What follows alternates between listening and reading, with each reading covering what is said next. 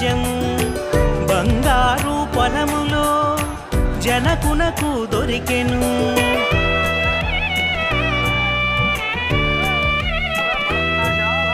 ఆటలతో పాటలతో అలరారగా పెరిగెను మైథిలి. ఆడపిల్ల ఈడ ఎంతో అనురాగము పంచెను. కళ్యాణం కమనీయము కాదా శ్రీ సీతారాముల కళ్యాణం.